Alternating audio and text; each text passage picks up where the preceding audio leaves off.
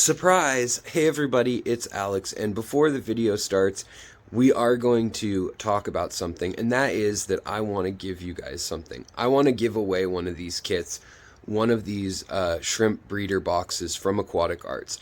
Because I work with them, and because you've sat through so many videos of mine where I mention their name and stuff, I feel that it's only fair that when they send me some things that I get to send you guys some things or give you guys a chance to win some things. So even though the video that you're about to watch is about the tips and tricks of breeding Neocaridina or Caridina shrimp in a 2.5 gallon tank for profit, in a tiny little tank with no filter, this first part, let's get it out of the way because I want to thank you for watching. It really means a lot. And because it means so much to me that you guys stop to watch, you'll get a drawing just for commenting the word shrimp. If you shared it, write the word share in your comment anywhere, say I shared it. I'll give you another drawing. If you are a subscriber, I'll give you another drawing. And if you are a member, which is only $1.99, and you get 20 extra episodes of audio, academic news, research, and history in Aquaria for $1.99, and you support the channel, then I'm going to give you another extra drawing. So you can get up to 4 drawings. And if you want to be in the drawing, just comment the word shrimp. And if you share it, the word share, and then I will come back in 10 days and we'll select a winner of this $250 to $300 retail value kit from any kind of color shrimp or snails you want from Aquatic Arts. And I think they even have some fish now too. Now beyond that, for everyone else who just sat through this, there's a present for you too, which is Aquatic Arts, a discount code of 15% that's going to work for the rest of 2022. And after that, you'll just have to check my most recent video. I'll probably have another 15% discount code in the description of my videos. But for the rest of 2022, use the code all caps ALEX15, Alex15, and you'll get 15% off anything from aquaticarts.com. And you'll also get free shipping on dry goods, medications, food, things like that. And you'll get a cheaper shipping rate on plants. So thank you so much. Let's talk about some of these pitfalls, tips, tricks, and successes with this small breeder kit from Aquatic Arts. See you guys inside. Hey guys, what's going on? It's Alexander Williamson here with The Secret History Living in Your Aquarium. Now, today I want to talk to you guys about the Aquatic Arts breeder box that I set up.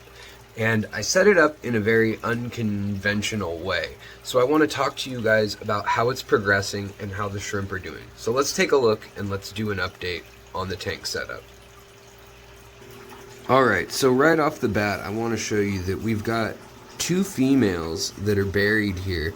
And one thing that's really exciting is we can actually see the eyes of the little shrimp in their eggs on that female. So she's very near to giving birth. Whereas on the other one, they're not so clear yet. And I want you guys to take note of those little white dots and little white rods that are swimming all over the tank. So that's totally natural when you've got a new tank set up. And I set this tank up filterless and heaterless, no tech basically. So there's no heater, there's no filter. I am doing water changes.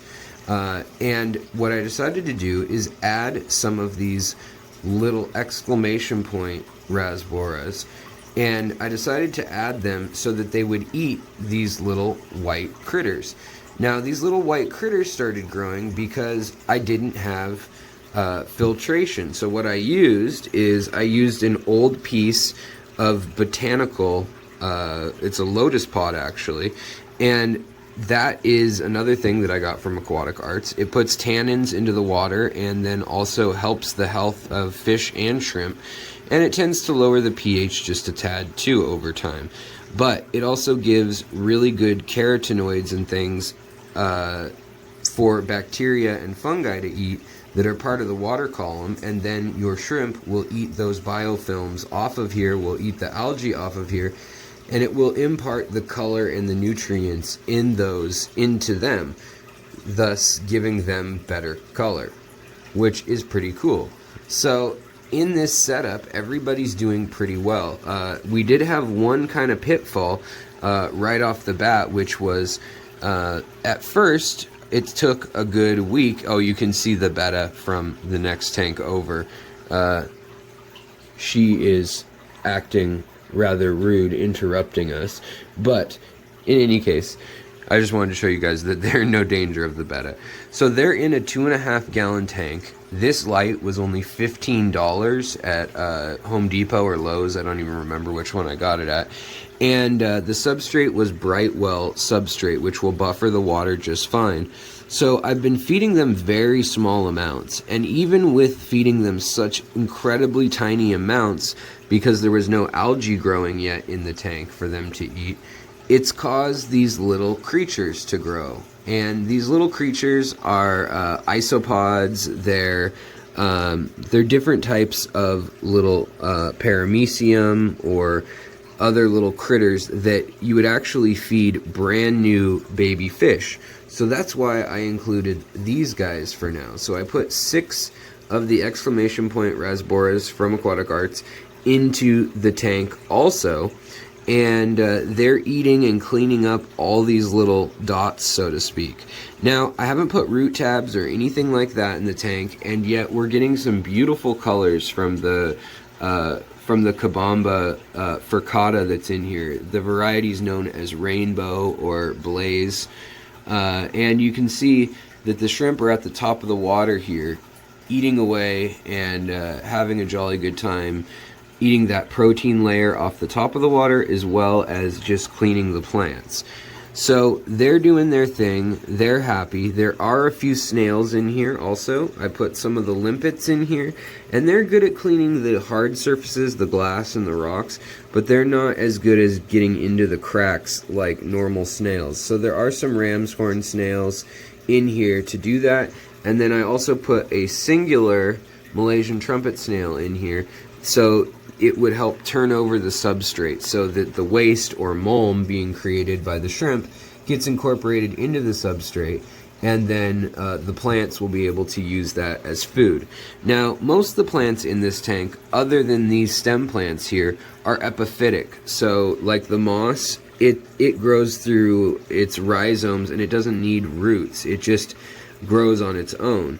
Same with the Anubias back there. It has a rhizome and it will just grow on its own. There goes another pregnant shrimp.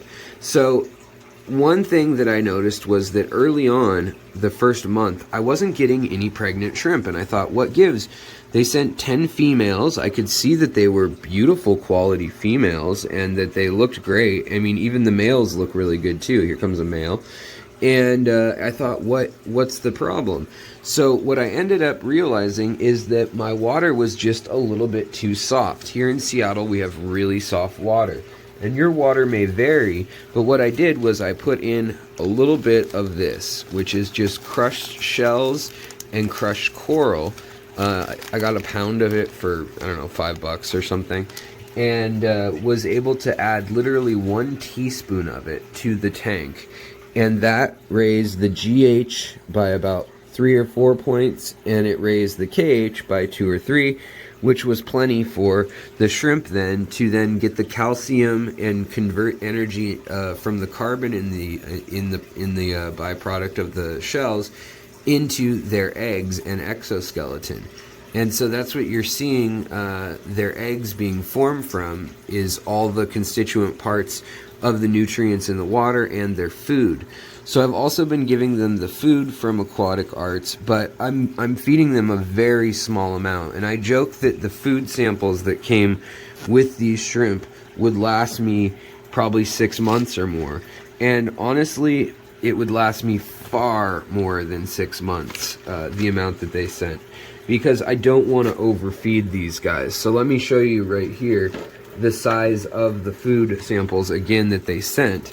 I mean, it's like an ounce or something of the bee pollen, and this stuff's great for their vitamins that they need for the color and for having babies. So I've been giving them a few granules of this a day.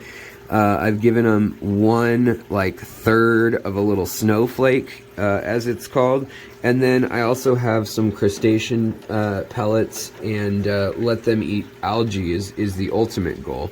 Then I have more tannins to be adding with each water change, which gives them more places to graze. But they've got plenty of the algae. It's the same algae that's on the Marimo moss balls that's growing right here. And it's actually in the water too. So if we look really closely up at the water column, you'll see little hairs of it floating around. And under the microscope, those are little rods.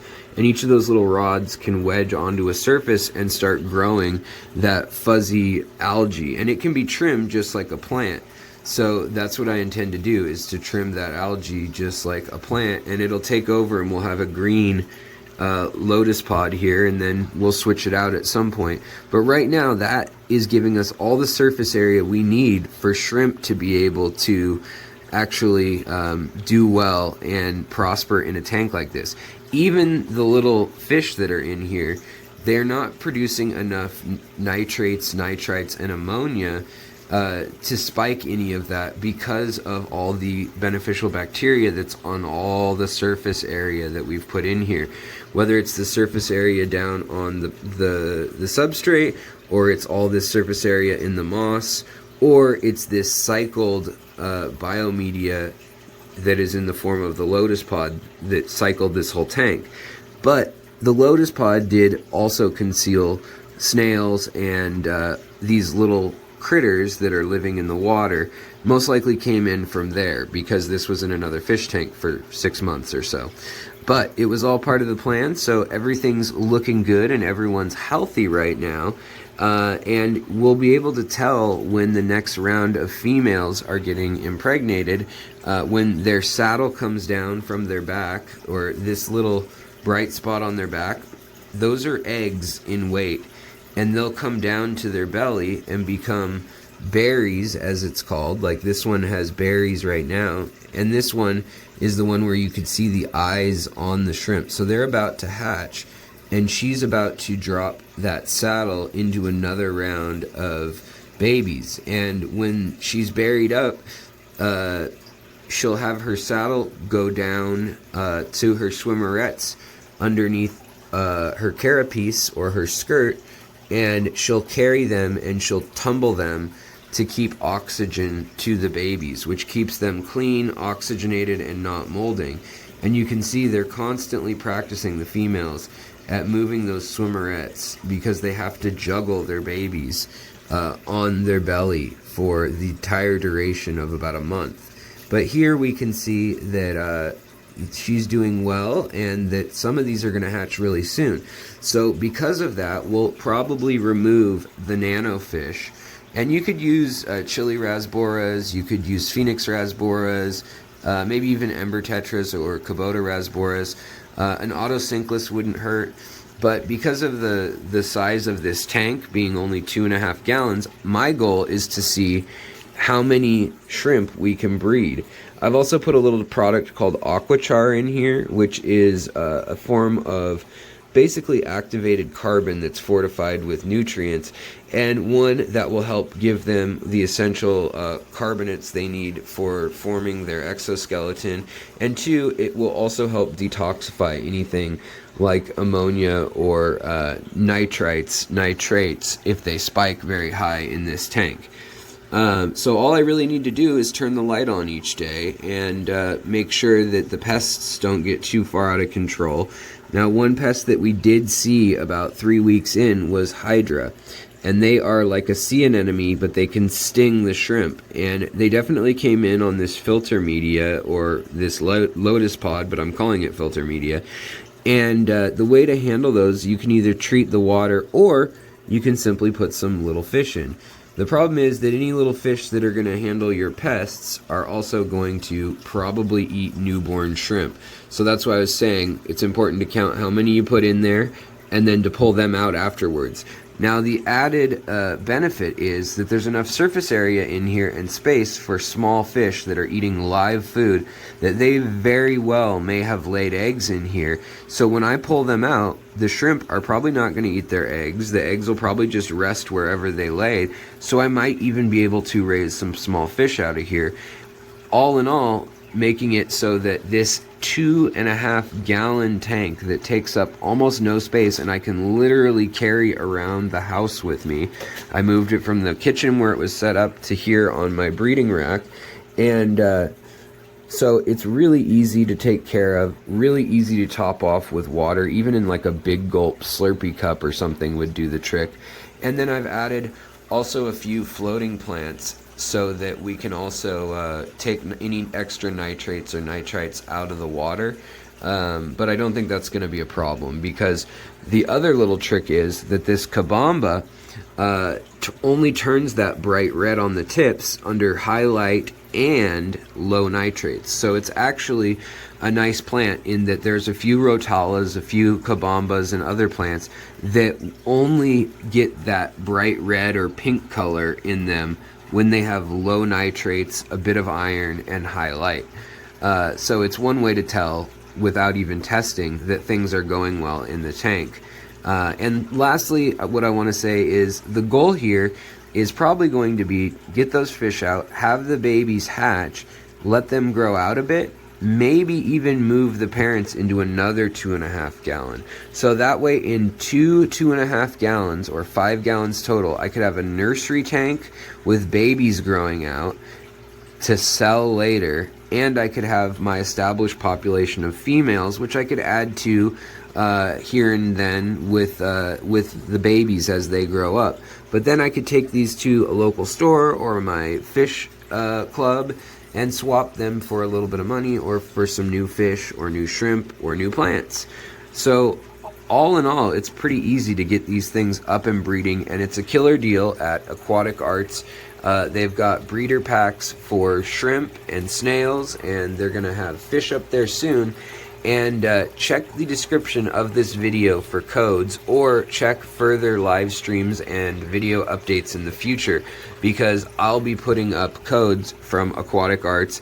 But in the meantime, you can use Alex15, Alex15, all caps, or Alex1010 once you've already used that code in the next month of November and December. And then we'll have new codes in January.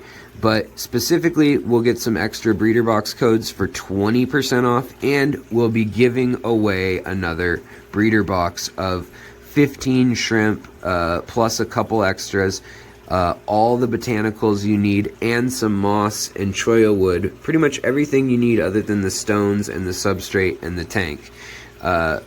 All that you need to have a shrimp colony. Now you can add a filter, you can have a bigger tank, you can add more plants, but they give you everything you essentially need to get started, including more than 6 months worth of food.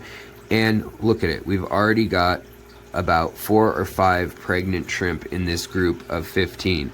So things are going well, and even though the males are a little less stunning than the females, right there's a male, it's all looking good, and the females are probably the best quality yellow shrimp I've ever seen, to be frank. So I will check in with you guys again soon, and just wanted to give you an update on the Nano breeding tank for profit.